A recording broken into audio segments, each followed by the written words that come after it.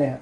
हाँ जी हाँ, अगर हम कल की बात करेंगे तो वज़ीर-ए-आज़म नरेंद्र मोदी की सदारत में कल काबीना की मीटिंग हुई है, जहाँ मुख्तलिफ मामलात मुख्तलिफ फैसलों पर बात हुई है, मुख्तलिफ मामलात मुल्क के अंदर उन पर बात हुई और साथ ही साथ जो है काबीना ने कई अहम फैसले लिए हैं। जम्मू कश्मीर के साथ साथ मुल्क में भी कई अहम फैसले लिए गए हैं, जहाँ त्योहारों के मौके पर मुलाजमीन को बोनस देने की बात की गई है। वही जम्मू कश्मीर के लिए दो बड़े और अहम फैसले लिए गए हैं, जहाँ मार्केट इंटरवेंशन स्कीम को एक बार फिर जो है हरी झंडी मिली है, मंजूरी मिली है। वहीं साथ ही साथ जो है डिस्ट्रिक्ट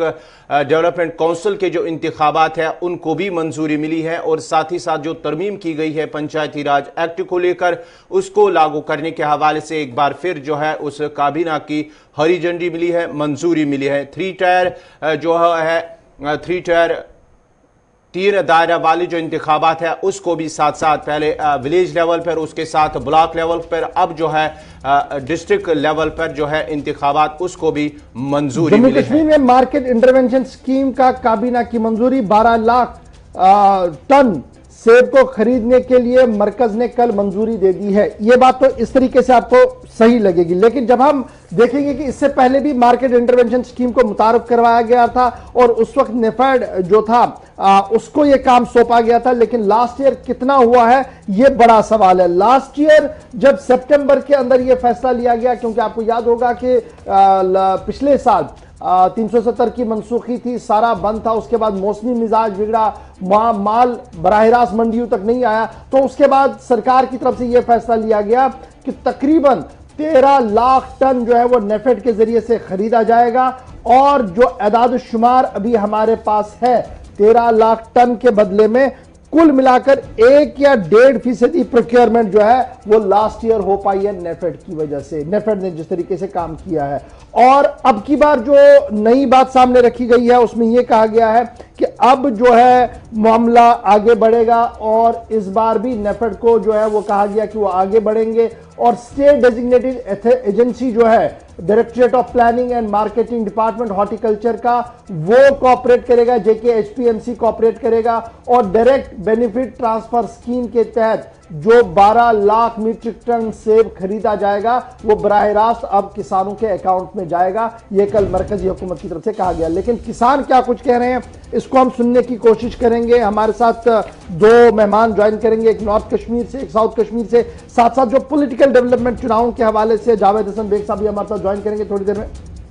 चलिए, हमारे साथ जावेद हसन बेग साहब तर्जुमान है जम्मू कश्मीर अपनी पार्टी के, ज्वाइन कर चुके हैं। जरा पहले इनसे रिएक्शन लेते हैं कि ये जो दो बड़ी बातें मरकज की तरफ से कही जा रही है, एक ये कि मार्केट इंटरवेंशन स्कीम दोबारा से मुतारफ की जा रही है और दूसरा जो जिस तरीके से कल डायरेक्ट डिस्ट्रिक्ट काउंसिल के चुनाव होने हैं इस पर क्या कुछ उनका मानना होगा, क्योंकि अब ये जो चुनाव होंगे इसमें बड़ा इंपॉर्टेंट ये है कि इसमें बराह रास्त वोटिंग जो है वोटिंग राइट्स के हवाले से कहा गया कि किस तरीके से वो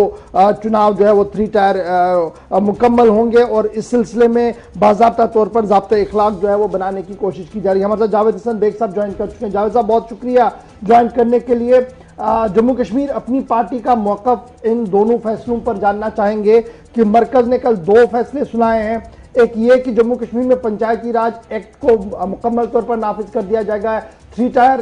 जो चुनाव है अब तीसरे टायर का चुनाव होगा और वो चुनाव कैसे होगा उस पर खुलकर बात जो है वो क्लियर कर दी गई है। और मार्केट इंटरवेंशन स्कीम, जबकि हमारे पास लास्ट ईयर का एक्सपीरियंस बहुत अच्छा नहीं है नेफेड का, कैसे आप देखते हैं दोनों फैसलों को? पहले मैं उस अच्छे फैसले का खैर मकदम करता हूँ जो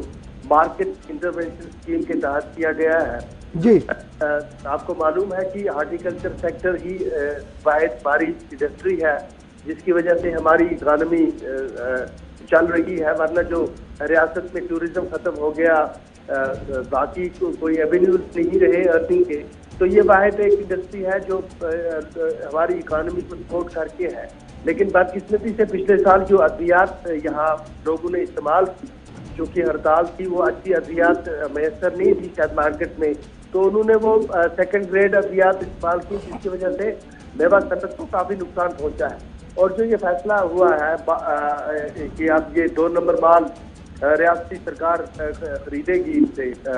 किसी हद तक ये काबिल सताइश भी है और फार्मर्स को, जो ग्रोवर्स हैं और किसान जो है उसको किसी हद तक इससे राहत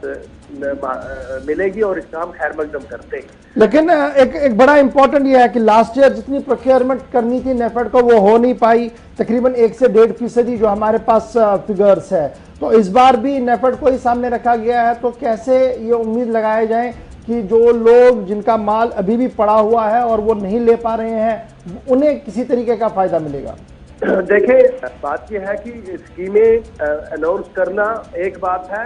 ये पब्लिसिटी स्टंट नहीं होना चाहिए। स्कीमें जमीन पर इम्प्लीमेंट हो और वही रिफ्लेक्ट करती है आपके समाज के अंदर, उसी को गवर्नेंस कहते हैं। हमने देखा है कि पिछले कुछ अर्सा से जो पिछले 2-3 साल से स्कीमें हैं वो कागजों पे अनाउंस की जाती है, लेकिन जमीनी सतह पर उनकी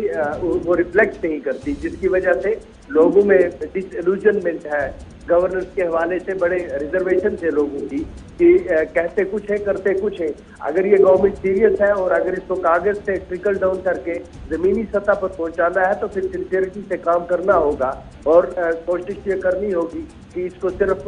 बाबुओं के दफ्तर तक न रखा जाए, आम गरीब किसान के घर तक इस स्कीम को पहुंचाया जाए। और ये जिम्मेदारी मौजूदा सरकार की है। हमें उम्मीद है कि इस बार वो थोड़ा सा इस मामले को सीरियस लेंगे।